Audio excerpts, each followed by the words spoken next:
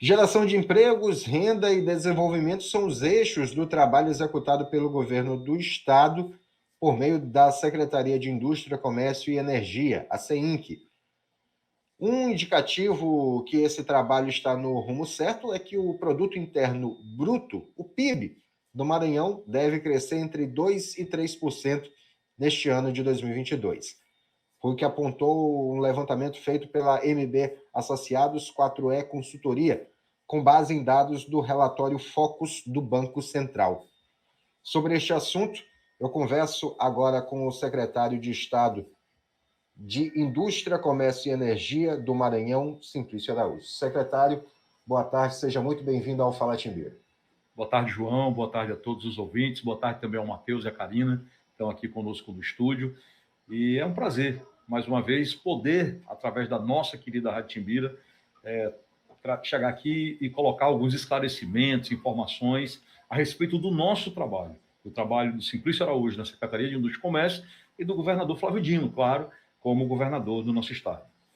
Secretário, em tempos ainda sombrios, né, para a economia mundial, em épocas em que ainda vemos o Brasil patinar economicamente, o Estado do Maranhão se destacar com essa possibilidade de crescimento de PIB é um alento não só para o poder público, mas para a população maranhense como toda, né, secretário? Sem dúvida nenhuma, João. O Brasil, a projeção do crescimento do Brasil é de 0,58%.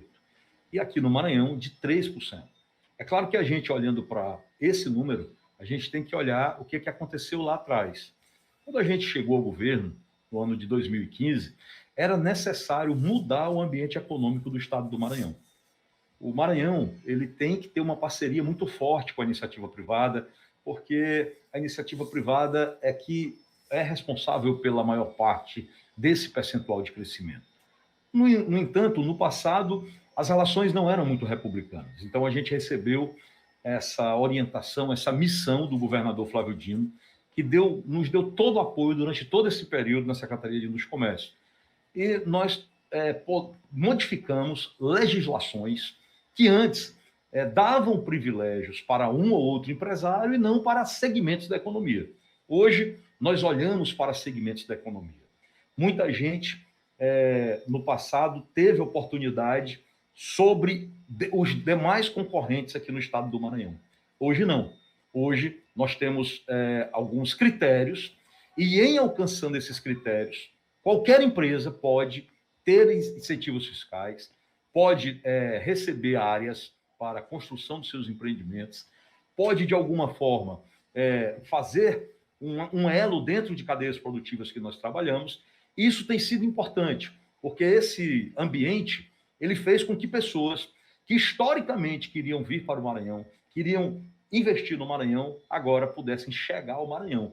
E aqueles que já estavam aqui no Maranhão pudessem sentir segurança, firmeza, transparência, confiança para poder continuar investindo, ampliando seus negócios. A prova disso, João, é que em 2020, no ano da pandemia, o Maranhão teve aqui algumas parcerias que nenhum outro estado da federação teve. Eu posso te citar pelo menos 3 exemplos. O primeiro, quando nós precisamos aqui, o mundo inteiro não tinha respiradores, e nós precisamos buscar respiradores na China, fazendo inclusive um drible aos países ricos e ao próprio governo federal aqui no Brasil. Esse recurso para a compra desses aparelhos, assim como também álcool em gel, ambulância, EPIs, material de limpeza, cesta básica, foi oriundo da iniciativa privada. Naquele ano, a gente estima em 150 milhões a ajuda do poder, a ajuda da iniciativa privada para o poder público. O outro episódio foi o episódio do oxigênio. Nós tivemos problemas aqui, nós íamos ser a Manaus, a bola da vez. O Maranhão ia ter aquele gravíssimo problema que Manaus teve por conta da demanda do oxigênio e a gente ter aqui uma carência desse insumo. Então, a gente articulou com empresas privadas e evitamos que acontecesse o pior aqui no estado do Maranhão. O terceiro episódio é um episódio que ninguém no Brasil conseguiu fazer, apenas o Maranhão. Nem a própria presidência da República conseguiu montar 4 hospitais de campanha. E aqui nós conseguimos 4 hospitais de campanha, um com a empresa Enerva, lá na cidade de Pedreiras, o outro com o governo americano, um hospital montável de lona que nós recebemos dos Estados Unidos, um terceiro hospital na cidade de Imperatriz, com a empresa Suzano, e o quarto hospital aqui na capital, com a ajuda do Grupo Mateus e do Grupo Unicelma. Então, isso é um reflexo, é uma comprovação de que a classe empresarial, além da solidariedade, além da responsabilidade social, tem confiança no governo, sabe que nós aplicamos bem o que nós recebemos aqui, e essa parceria continua. Agora mesmo a gente tem aí sinalizações de contribuições para os desabrigados, que agora estão na cidade de Imperatriz, na cidade de Mirador, mas a tendência é que outras cidades aqui do Maranhão também, lamentavelmente, venham a ser atingidas nos próximos dias.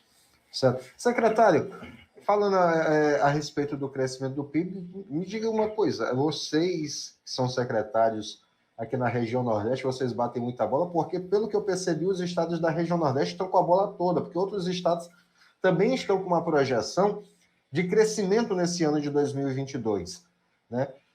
Diferente de outros estados da nação, que há uma retração nesse crescimento.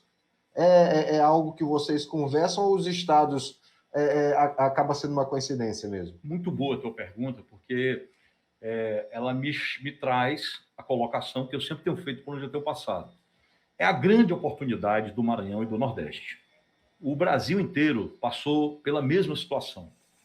A questão da pandemia, desafiando os sistemas de saúde e também a economia. Então, como todo mundo passou pela mesma situação, alguns estados vão ter problemas para restabelecer a sua economia, porque são estados grandes, com grande complexidade, com uma teia entre as cadeias produtivas muito complexa. O Maranhão teve, primeiro, uma responsabilidade fiscal muito boa nos últimos anos com o governador Flávio Dino. A otimização do uso do dinheiro público aqui no estado, com obras, com aquisição de equipamentos, com ampliação de hospital, reforma de escola, todo esse dinheiro, quando você joga esse dinheiro na economia, quando você faz o caminho certo para o dinheiro, esse dinheiro vai para a base da pirâmide. Vai parar na mão do pedreiro, o carpinteiro, o ajudante de pedreiro, o cidadão que vende o recurso lá na ponta e acaba voltando para a economia. Então, isso foi importante, isso também ajudou, nesse momento, o estado do Maranhão. E os potenciais históricos que nós temos. Então, a gente tem a condução correta do governo, com a aplicação correta dos recursos públicos e potenciais que foram, ao longo dos anos, sonhados, enaltecidos, mas para tudo tem um momento certo. Então, a gente está diante desse momento certo. O governador Flávio Dino preparou o ambiente, fez toda uma preparação separando o público do privado, e agora nós temos a oportunidade de ter um Maranhão verdadeiramente desenvolvido e gerando muito emprego nos próximos anos, até por conta dessa dificuldade que os outros estados vão passar. É como, João, se o sujeito tivesse um dinheiro hoje para investir e ele olhasse para São Paulo e olhasse para o Maranhão, é melhor investir no Maranhão, onde ele vai tirar mais rapidamente o recurso, onde ele vai ter menos trabalho, porque, como eu falei, existe a complexidade das economias dos estados maiores, né? Então, nós estamos aí com uma perspectiva muito boa em decorrência do que foi feito no passado, lamentavelmente, dessa linha de largada que a pandemia colocou a todos os estados, a todos nós, e agora o que a gente tem que fazer é, daqui para frente, ter uma boa condução do Estado. Eu acho que, mais do que nunca, a gente precisa de muita gestão, de muito controle, de uma responsabilidade do governador Flávio Dino para frente. A gente não pode retroagir, retroceder, deixar, porventura, que o governo saia dessa linha que ele está. A gente tem que seguir em frente. Agora, é uma comparação também que eu estou colocando em todos os lugares. Agora é hora da gente buscar mais 1 milhão de pessoas. O governador Flávio Dino buscou 1 milhão de pessoas. Ele colocou 1 milhão de pessoas próximos do governo, debaixo da proteção do governo. Pessoas que não eram enxergadas pelo governo e que hoje não estão mais se humilhando lá no Piauí, nem no Tocantins por saúde. Pessoas que antes passavam mais tempo em casa, porque as escolas eram de péssima qualidade. Hoje as pessoas estão encontrando uma escola bacana, com estrutura, e fazem questão de ficar na escola, com alimentação boa, etc. e tal. Pessoas, João, que antes não tinham essa teia de 64 restaurantes, que vai chegar a 100 restaurantes agora no ano de 2022, com toda certeza. As pessoas que tinham insegurança alimentar não tinham onde buscar um alimento digno e com um controle nutricional, como tem hoje nesses restaurantes, a apenas R$1. Pessoas, João, que num momento como esse, de alta carestia, estão recebendo um vale-gás e outros benefícios que o governo hoje consegue fazer com que 1 milhão de pessoas se sintam dignas, se sintam maranhenses, se sintam acolhidas, se sintam próximas do governo. Agora, qual é o desafio para os próximos anos? Botar mais 1 milhão de pessoas sob essa mesma sensação de que nós temos um governo, de que nós temos um Estado que se preocupa com as pessoas. A gente só vai fazer isso abrindo oportunidade e empregos para essas pessoas. Então, nos próximos anos, nós precisamos trabalhar muito os gargalos que o Maranhão tem para destravar os caminhos para o desenvolvimento e, principalmente, para a iniciativa privada. Somente a iniciativa privada pode, nos próximos anos, fazer com que o Maranhão realmente se desenvolva e oferte empregos para a volta dos nossos irmãos que estão em outros estados aqui para o nosso Maranhão. Com isso, João, eu tenho feito todo um trabalho, não apenas na Secretaria de Indústria e Comércio, mas nos municípios, no governo federal, mostrando para as autoridades que nós temos que ter essa parceria com a iniciativa privada. A iniciativa privada, ela realmente hoje, ela pode gerar riqueza e gerar emprego, coisa que os governos municipais e o próprio governo estadual não têm mais capacidade. Prefeitura de São Luís, se quiser admitir 400 empregos, 400 pessoas, tem que demitir 400 pessoas. O açaí chegou aqui, 2 lojas, nós tivemos 800 pessoas empregadas rapidamente nas lojas do açaí. Então, o caminho é esse. O caminho é que a gente possa destravar os nossos potenciais, parar de inventar projetos megalomaníacos aqui no estado, fazer o arroz com feijão. Por que fazer o arroz com feijão? E o que é fazer o arroz com feijão? A gente manda os nossos recursos para os outros estados. Quem tomou café hoje de manhã, quem tomou, porque tem gente que não toma café, que tem dificuldade. Quem tomou café hoje, se teve café, esse café não é do Maranhão, ele vem de fora do Maranhão. O açúcar não é do Maranhão. Se comeu pão, o trigo não é do Maranhão. Se comeu beiju, que a gente chama de beiju, lá na minha cidade, a fécula do beiju não é do Maranhão. Se comeu um cuscuz, esse cuscuz também tem a sua massa vindo de fora do Maranhão. Então, para parar por aí, só aí você percebe o tanto de indústrias que a gente perde e que a gente pode ter aqui. Nós precisamos fazer esse caminho de volta, porque ao estruturar o Estado para ter essas indústrias, eu estou trazendo emprego, eu estou trazendo renda. Antes, o ambiente não era bom aqui no estado do Maranhão. O governador Flávio Dino disse que, quando sair do governo, vai escrever um livro. E eu espero que eu possa contribuir ali com pelo menos um capítulo desse livro, porque tem muita história que a gente ouve do passado e que a gente, às vezes, até não acredita, mas realmente acontecia e impedia que as pessoas se encorajassem de botar dinheiro no Maranhão, montar uma estrutura de negócios no Maranhão, porque o tratamento não era republicano. Agora, se nós fizermos o dever de casa para frente, corretamente, porque o governador mostrou para a gente como é que a gente tem que tratar a máquina pública, como é que a gente tem que tratar os recursos públicos. Eu não vejo, hoje, João, nenhum parente do governador fazendo negócio dentro do governo. Eu não vejo nenhum caso de corrupção do governo Flávio Dino. Então, essa é a forma correta. O que nós precisamos é continuar com esse 1 milhão sobre a proteção do Estado, ou seja, não aceitar de forma alguma, seja quem for o governador, o próximo governador, que esses que eram invisíveis voltem a ser invisíveis e avançar, destravar os gargalos que não houve tempo. A gente pensa que 8 anos é muito tempo. Não é. 8 anos passa muito rápido e os gargalos, eles às vezes não são inerentes apenas ao governo do Estado. São inerentes também aos municípios e ao governo federal. Então, no futuro, agora, a gente precisa correr para alinhar esses parâmetros, alinhar essas essas questões em cada esfera de governo e destravar o Estado para que a gente possa gerar aqui mais 1 milhão de oportunidades para as pessoas. Nós já mostramos, o governador Flávio Dino mostrou que é possível, sim, sair do governo, porque daqui a alguns dias ele vai deixar o governo, sair do governo e dizer, eu hoje eu coloquei, abri a porta do governo para 1 milhão de pessoas. Então, por que não acreditar que a gente pode, daqui a alguns anos, também dizer que mais 1 milhão de pessoas estão sob a proteção, com oportunidades, com empregos, porque esse pessoal que o governador está deixando hoje com esse olhar do governo são pessoas que são muito carentes, que não tiveram oportunidades de estudo, de posse e que precisam realmente do governo.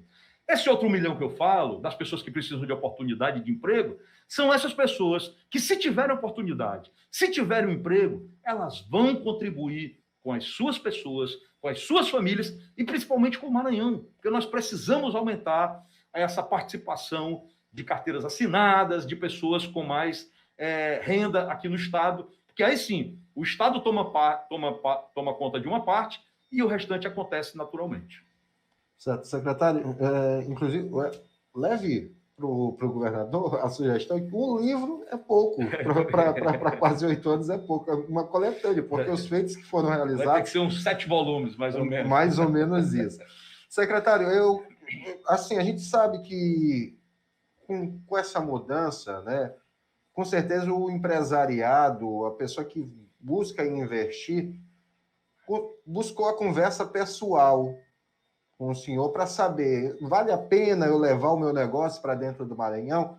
Que contrapartida eu vou ter? Porque eu não quero instalar hoje e daqui a 1, 2 anos está fechando o meu negócio. Que garantias você me dá? Como é que tem sido essa procura do empresariado, não só do Brasil, mas também de fora do país, que se interessou pelo Maranhão para investir aqui? Como é que tem sido esse contato com eles e o que é que eles falam normalmente? João, eu sou uma pessoa que eu tenho uma experiência de vida muito vasta. Eu já fui vendedor, já fui representante comercial, empresário, rodei esse estado como vendedor, como representante comercial e como empresário. Rodei o estado como candidato a deputado federal, rodei como deputado federal e como secretário de Estado, porque é parte de mim não trabalhar, não estar numa coisa que eu não conheço. Então, eu já tinha percorrido muita coisa, mas eu fiz questão de percorrer de novo para conhecer a realidade mais de perto dessas situações. Então, o que eu fiz antes de entrar na secretaria? Eu busquei saber o que é que a gente consumia de fora do Maranhão. Que produtos nós estávamos comprando de fora do Maranhão. E tão logo eu entrei na secretaria, eu trabalhei 2 fontes. Fui conversar com os empresários locais para saber por que eles não davam conta da demanda. Vou te dar um exemplo de um segmento de colchões e de estofados, né? Poltronas, sofás, essa coisa toda. Hoje, a gente tem ainda capacidade para atrair 5 fábricas de colchões e de estofados para o Maranhão. Por que eu te digo 5? Porque nós temos umas 5, 6. E eu pego a produção delas, o limite da produção delas, e ainda vem muita coisa de fora. Eu peguei essa base de dados, quando eu entrei na secretaria, e eu fiz esse trabalho. Eu conversei com quem estava dentro para ampliar, mostrando que a gente tinha campo. E quando eu vi que não dava para ampliar ali naquele segmento, eu ia buscar fora.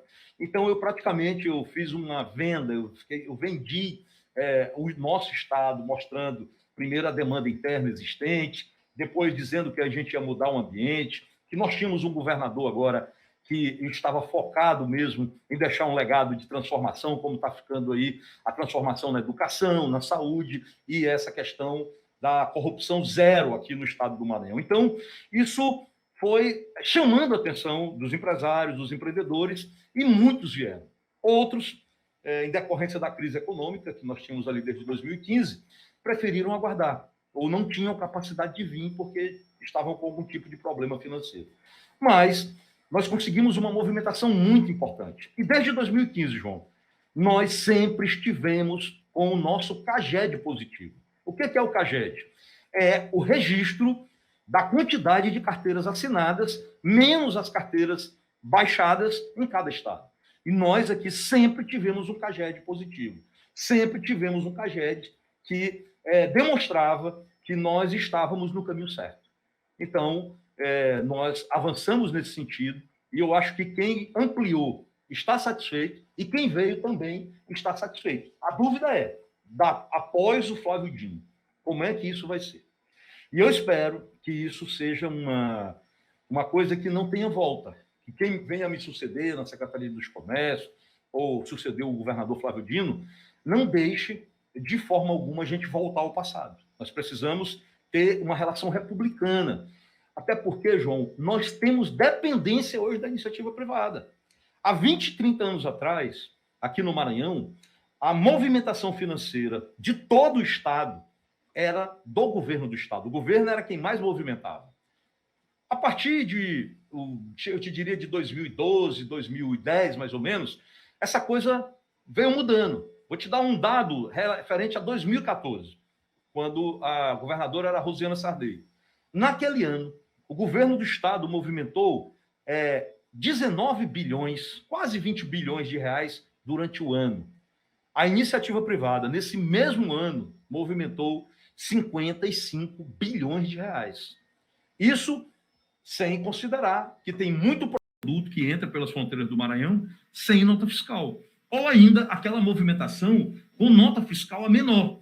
Então, nós temos hoje que compreender que essa é a nova dinâmica do Maranhão. Há 20, 30 anos atrás, quando você pega a cidade de Balsas, por exemplo, lá a movimentação financeira era 70% feita também pelo governo do município.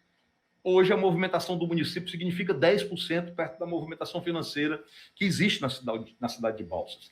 Então, como é que isso está hoje em dia?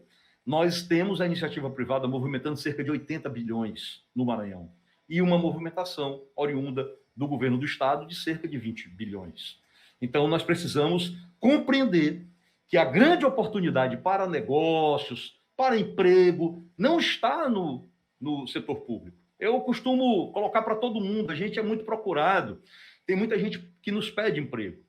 E eu aponto essas oportunidades. As pessoas têm que aproveitar, têm que enxergar e têm que investir na iniciativa privada, principalmente na questão do emprego.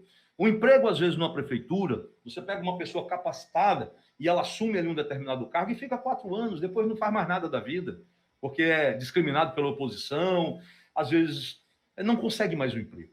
Se você entra na iniciativa privada, eu conheço muita gente que entrou e se aposentou na iniciativa privada no Maranhão. E nós temos grandes oportunidades para os próximos anos. É isso que nós temos que trabalhar daqui para frente. Política é importante, se nós tivermos gente como o governador Flávio Dino na frente, mas a política, quando ela atrapalha para valer o desenvolvimento, o crescimento, a geração de emprego e até a saúde. A gente viu a importância do governador durante a pandemia e viu que um governador não é governador apenas da classe política na pandemia. Ele é governador de todos os segmentos e é por isso que nós temos aqui hoje o menor índice de mortalidade do Brasil, em decorrência de tudo que ele fez aqui, aumentando o leito de hospital, aumentando o hospital, colocando avião, helicóptero à disposição, realmente fazendo, juntamente conosco, um trabalho de responsabilidade, de sacrifício e com muito foco na vida do maranhense. Secretário, o senhor pouco falou, deu o exemplo da cidade de Balsas, inclusive a ferrovia que vai interligar Balsas, a ferrovia ali Balsas-Porto Franco, vai auxiliar ainda mais o desenvolvimento, né, dessa área, principalmente da área da indústria, né, esse setor comercial também, porque o investimento ali está sendo alto, porque é uma região que tem, desde o seu nascente, um desenvolvimento, uma iniciativa para o desenvolvimento muito forte no estado, né? Olha, o potencial daquela região, ele é muito grande. E é uma região que ainda vai trazer muito orgulho para o Maranhão. Porque nós não vimos ainda a verticalização da cadeia produtiva de grãos acontecer no Maranhão. Quando a gente compara Balsas, a gente é muito exigido, muito cobrado por infraestrutura, por uma série de situações lá de Balsas. E eu, quando recebo os empresários de Balsas, eu costumo comparar muito Balsas com a região de Mutum, lá no Mato Grosso, Goiás. São regiões que ainda hoje, mesmo tendo começado bem antes da região de Balsas, ainda não tem uma grande infraestrutura. Mas, além disso, esses movimentos que a gente viu em Mutum e no Goiás, eles nos apontam para onde é que Balsas está indo. Então, quando Balsas começar a verticalizar a cadeia produtiva de grãos, transformando milho, soja em ração animal para peixe, para suíno, para boi, para frango, principalmente, aí a gente vai ter mais um passo dessa cadeia, empregando mais gente e gerando renda. O passo seguinte dessa cadeia é o processamento dessas carnes, desses animais. Porque hoje a gente come, por exemplo, o frango resfriado e congelado, ele vem de fora do estado do Maranhão. E isso é muito ruim para nós, porque aqui a gente só produz o frango de baixo valor agregado. O frango com maior valor agregado, que é o resfriado e congelado, ele vem de outros estados da federação. Então, nós vamos ter ainda muito a nos orgulhar daquela região. É uma região que vai, com toda certeza, trazer muita geração de emprego e muita riqueza para o Maranhão. E essa rodovia, essa ferrovia que você colocou, ela vai ser importante porque, para que você faça o escoamento dessa produção hoje, de milho e soja, de ração, ou mesmo da carne processada no futuro, você precisa de uma ferrovia que interligue essa região até a principal saída para o Brasil e para o exterior, que é o nosso Porto do Itaqui. Um porto que se dinamizou também na gestão Flávio Dino e hoje ocupa aí uma das melhores posições dentro do Brasil, tanto em movimentação de carga, como também pela sua excelente gestão, que está lá comandada pelo amigo Ted Lago. Certo, secretário, a gente inclusive recebendo mensagem aqui, tem um ouvinte, o Riba Filho, parabenizando o senhor pelo trabalho que vem fazendo à frente da CEINC, dizendo que nesse momento a audiência também é total lá em Bacabal, nas cidades do Médio Mearim, São Mateus, Viana, o povo está ligado e acompanhando a entrevista aqui, parabenizando pelo trabalho à frente da Secretaria de Estado de Indústria e Comércio. A gente já está aqui finalizando, queria só fazer um último questionamento, secretário, porque recente também saiu uma informação, foi publicada na mídia nacional, que o maior parceiro do Brasil continua sendo a China. Ainda é o maior parceiro comercial do Brasil, a China, que tanto tem sido criticada pela atual gestão do governo federal e quem é apoiador. E se mostrou uma grande parceira do Maranhão ao longo da gestão do governo Flávio Dino, né, secretário? Olha, o Brasil devia olhar melhor para a China. Aliás, o mundo todo. A China, eu tenho ido várias vezes, eu tive a oportunidade de ir várias vezes à China, inclusive deixei amigos, foi esses que me ajudaram na operação de trazer para cá os respiradores. A China, hoje, ela tem um potencial de crescimento muito maior do que qualquer país no mundo. A gente errou muito na escola, porque a gente estudou muito a América e a Europa e não estudou o Ocidente. Então, no máximo ali, a gente viu sobre a guerra do ópio, a respeito da China.